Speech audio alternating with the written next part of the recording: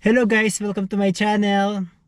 So in this video, gusto ko lang pag-usapan or gusto kong i-expand yung isang topic na pinag-usapan natin dun sa isang video kung saan isang Albertan lawyer together with his delegates ang nagpunta sa Washington in hopes na yung Alberta is makakapag-join sa USA.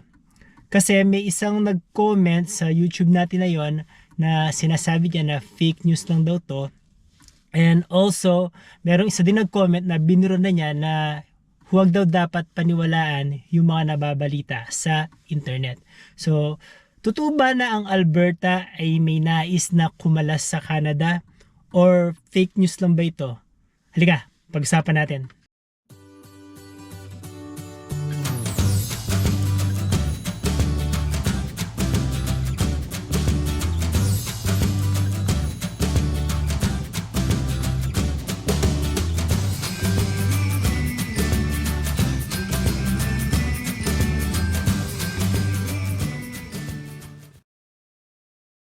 Actually guys, napag-google ako para malaman kung meron nga bang basihan itong mga Albertan separatists na to, kung totoo ba ito.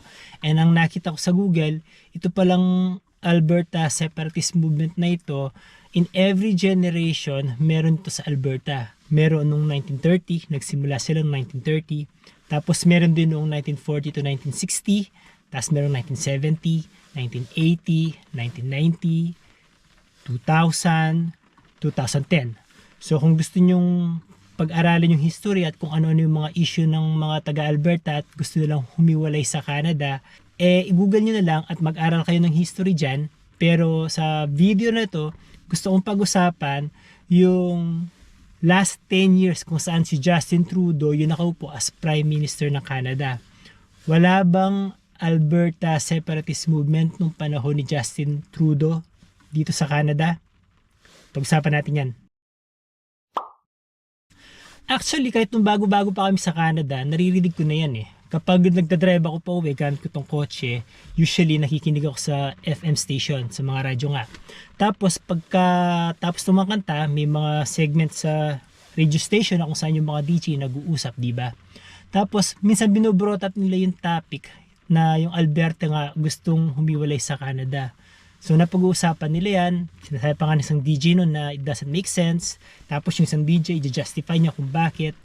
So hindi ko binibigyan ng pansin yan noon, pero sinubukan kong tingnan sa YouTube, tapos itatype nyo Alberta separatism, yan, pag tinype nyo yan, makikita nyo na maraming papakita sa YouTube. Ito, 5 years ago, ito, 2 years ago, ito, 6 years ago. Ito, 7 years ago. Tapos, meron na namang 5 years ago. Merong 5 years ago itong video na to. 4 years ago. O yan, 5 years ago ulit. Tapos, 6 years ago. 1 year ago. So in the last 10 years, may mga Alberta separatist movement talaga. Nakita naman natin sa YouTube, chinek natin isa-isa yung mga yan. Ngayon, napa-research ako kung ano yung mga reasons kung bakit merong mangilan-ngilan, hindi ko sinasabing lahat ng nasa Alberta, kundi a certain percentage sa Alberta ang gustong humiwalay sa Canada. Although itong mga sasabihin ko ngayon is yung dalawa rito na ipaliwanag ko na last video, pero i-expand pa natin or dagdagan pa natin yung paliwanag kung bakit gustong humiwalay ng Alberta sa Canada. Again, hindi po buong Alberta ang sinasabi ko, kundi a certain percentage ng mga Albertans lang. So, halika, tignan natin itong tatlong reason kung bakit gusto nilang humiwalay. Ang unang reason is yung net zero emission plan ng Canada. So, under the government of Justin Trudeau, tapos si Mark Carney, siya yung economic advisor ni Justin Trudeau noon, may gustong i-implement na programa ang Canada. Ito yung net zero emission by 2050. Ano itong net zero emission by 2050 nito? Basahin natin. Sabi rito, Achieving net zero emissions means our economy either emits no greenhouse gas emission or offsets its emission, for example, through such actions as tree planting or employing technologies that can capture carbon before it's released into the air. This is essential to keeping the world safe and livable for our children and grandchildren. So ang isa sa mga inimplement ni Justin Trudeau para ma-achieve tong net zero emission by 2050, unang-una nga yung paggamit ng mga electric vehicles. And then, pangalawa is yung carbon tax.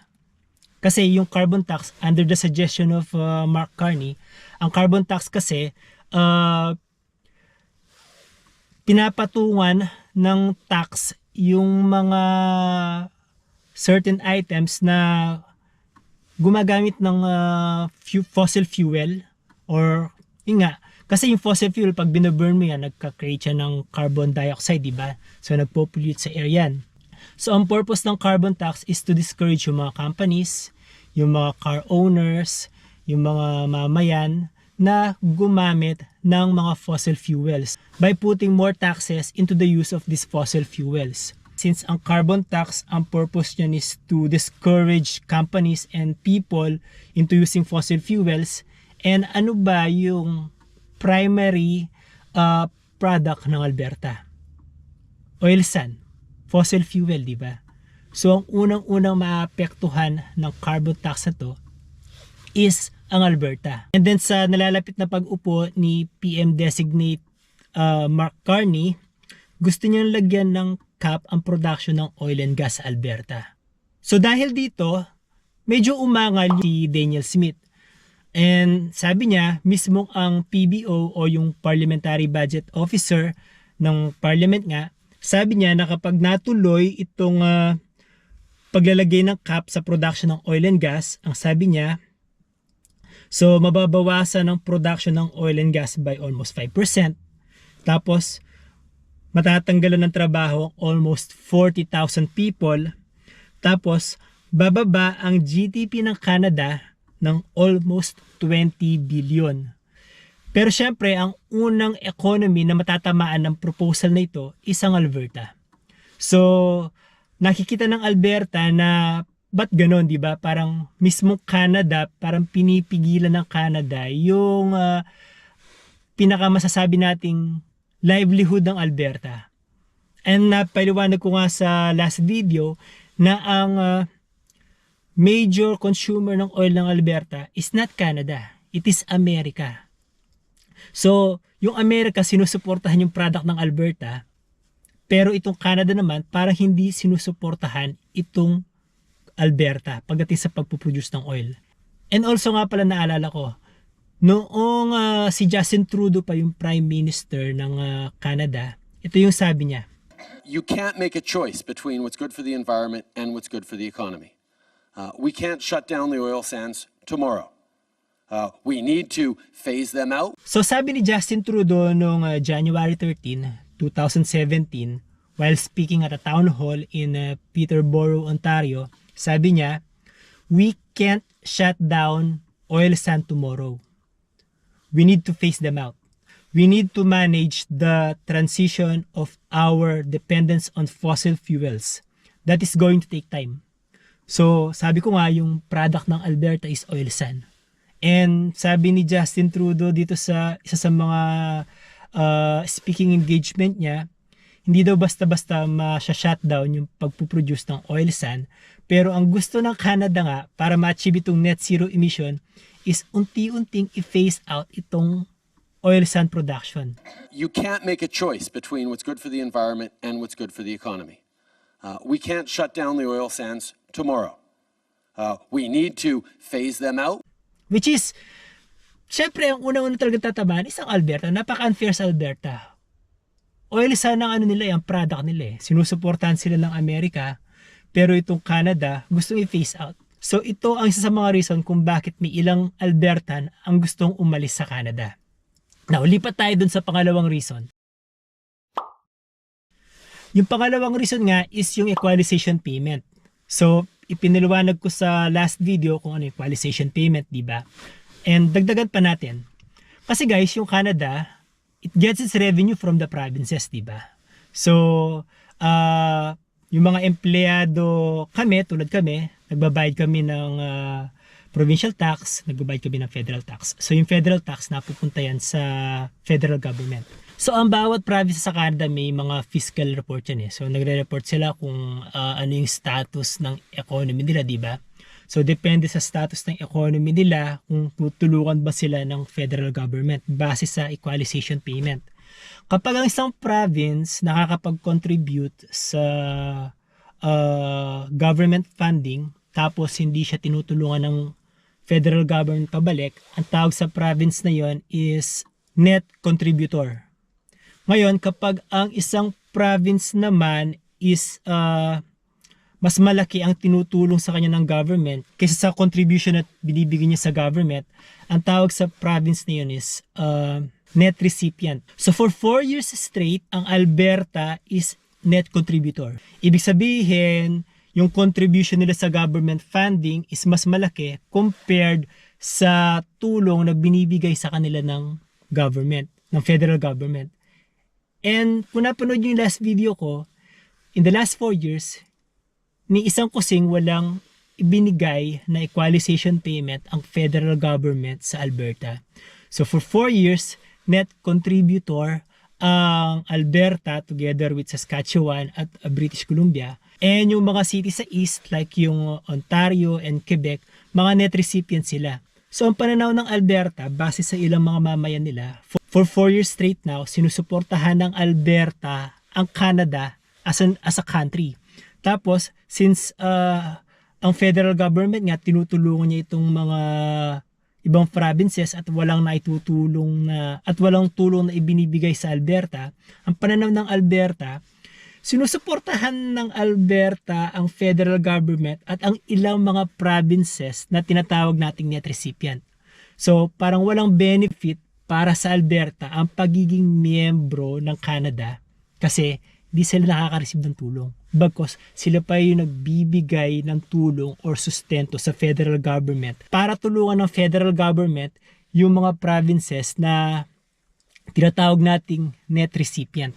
Tapos, adding insult to injury, itong federal government na tinutulungan ng Alberta is gusto pang patayin yung pinaka-major source of income ng Alberta, which is oil and gas. Gusto nilang pati yan through carbon tax, through net zero emission, and yun nga yung paglalagay ng cap sa oil and gas production ng Alberta. So yun ang number 2 reason, yung equalization payment na sa pananaw ng Alberta, napaka-unfair kasi hindi naman sila nakakatanggap ng tulong sa federal government bagkus sila pa yung nagsusustento sa federal government para tulungan itong mga provinces na tinatawag nating net recipient. So doon naman tayo sa number 3 reason. Ang number 3 reason is yung House Representation. So kung titingnan natin itong chart na ito, there is a total of 343 seats sa House of Commons. Tapos, among these 343 seats, ang total seat na meron ng Alberta is 37 seats lamang, which is around 11% of the total seats na meron ng House of Commons. Tapos, pag sinali mo yung 3 western provinces, yung British Columbia, Alberta, Saskatchewan, ang total House representation ng tatlong provinces na yan is 27% lang. Ano yung pinakamalaki? So, yung dalawang province, yung Ontario at Quebec, yung Ontario meron siyang 37%, yung Quebec meron siyang 23%. Itong dalawang provinces na ito, pag pinag-combine mo yung seat nila sa House of Commons, it is a total of 60%. Napakalaki, di ba? So, ang point ng Alberta rito is, since Quebec at Ontario ang may malaking House representation sa House of Commons, lahat ng federal government programs lagi pumapabor sa dalawang provinces na ito. Siyempre, di ba sa House of Commons magpo-propose sila ng mga bill, tapos magkakabotohan pagdating sa mga bill na yan. Eh syempre, pagdating sa botohan, pag nakakuha ng majority of yes pagdating sa bill na ito, papasa ito. Pag no, hindi papasa ito. And dito pa lang sa House Seat Representation, yung mga bills na pabor sa Ontario at Quebec, laging papasayan kasi napakarami nilang seats sa House of Commons. Tapos, yung mga bill na in favor naman sa Alberta, most likely baka hindi pumasa kasi kukonti lang yung House Representation nila eh. Tapos kung titignan natin yung equalization payment, di ba? Yung Quebec, nakakuha siya ng 13.3 billion Canadian dollars of federal funding. Tapos yung Ontario naman nakakuha siya ng 576 million Canadian dollars federal funding. So, ang nakikita ng Alberta rito is parang itong equalization payment na ito, parang it is a way of bribing these two provinces na may malalaking bilang ng seats sa House of Commons para pagdating sa mga botohan ng mga bills, laging papabor sa federal government yung mga boto since itong dalawang provinces lang na to, Ontario at saka Quebec, sa kanila pa lang, majority na agad ang makukuha ng support sa mga bills na ipopropose ng federal government. Ito yung number 3 reason kung bakit gustong humiwalay ng Alberta sa Canada. Isa ang Alberta sa mga may minority representation as opposed sa Quebec at saka sa Ontario na napakalaki talaga ng representation nila. So yun yung number 3 and final reason kung bakit nakikita ng ilang mga Albertans na kailangan nilang umalis sa Canada. Parang may disparity ng representation sa House of Commons. And then kahit sa Twitter, pag tumingin tayo sa Twitter, makikita natin na marami talagang Albertans ang nag-express ng discontent nila sa nangyayari at gusto nilang humiwalay sa Canada. So, sabi dito, sabi ni Twitter account Unknown Albertan, sabi niya, Alberta 51. 51 meaning the 51st state of the United States. I don't care about the rest of Canada, but Alberta must separate. Our situation within Canada will never change. So yung situation yung pinaliwanag ko kanina, yung 1 to 3 reasons kung bakit gustong umalis ng Alberta sa Canada. Sabi niya, our situations within Canada will never change. Our only option is to leave. And it's long past time we did it. Alberta 51, let's go. Sabi naman ni Lisa Marie Cole, Alberta is sick and tired of the BS. I'm Albertan. Why should we be sending transfer payments? Need to stay in Alberta. Way we're treated is disgusting.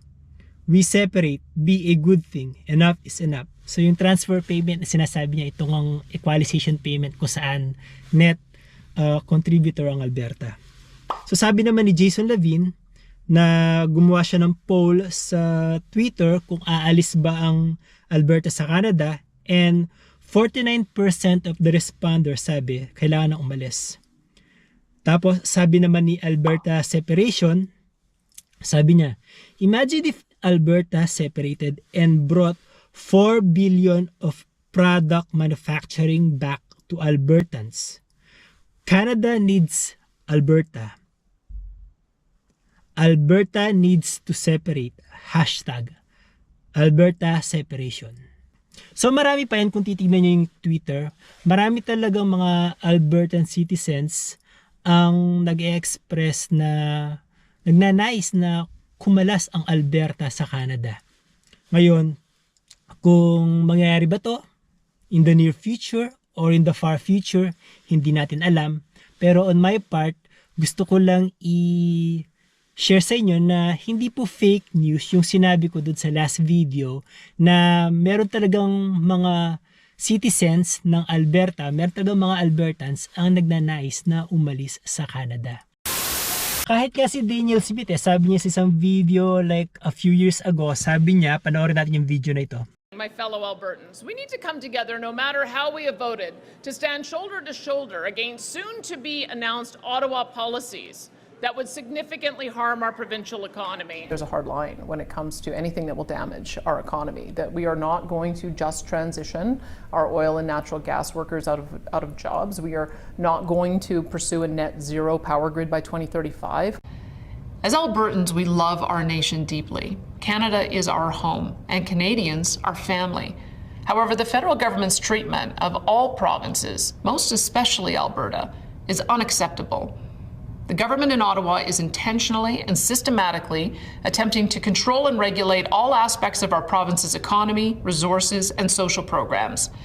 Through equalization and transfers, they funnel billions of your tax dollars away from you and into a black hole of federal bureaucracy and vote-buying arrangements in other parts of the country. These continual federal attacks on our economy and provincial rights cannot be allowed to continue. The Canadian Constitution is clear. The federal and provincial governments are equals. We both have sovereign areas of exclusive federal and provincial jurisdiction. Albertans, not Ottawa, are in charge of developing and exporting our resources, growing our economy, and delivering healthcare, education, childcare, and other programs in the manner that we, as Albertans, choose. In about a week's time, our government will introduce the Alberta Sovereignty Within a United Canada Act. This legislation is designed to be a constitutional shield to protect Albertans so that when Ottawa implements a policy or law attacking our economy or provincial rights, our government will not enforce these unconstitutional measures in Alberta. We will put the rights of Albertans first, always. Now, some are attempting to scare folks into thinking that this legislation has something to do with leaving Canada. Nothing could be further from the truth. In fact, this new law will have the opposite effect. By restoring and respecting the constitutional rights of our creative and diverse provinces, including Alberta, Canada will become stronger, more prosperous, and more unified than ever. So napanood yung video na yun, di ba? So maaaring publicly hindi sinusuportahan ni Danielle Smith yung pagsiseparate ng Alberta sa Canada, pero hindi natin alam kung ano talaga nasa isip niya. So, yun lang. So, there you go guys. Ano sa tingin nyo? Naging informative ba itong video na ito? I hope kahit paano nagkaroon kayo ng idea kung bakit merong mga certain people sa Alberta ang gustong umalis sa Canada at gustong sumali sa Amerika. So there you go guys. I hope nag-enjoy kayo, and if you don't mind, please don't forget to subscribe to my channel, like this video, and click the notification bell.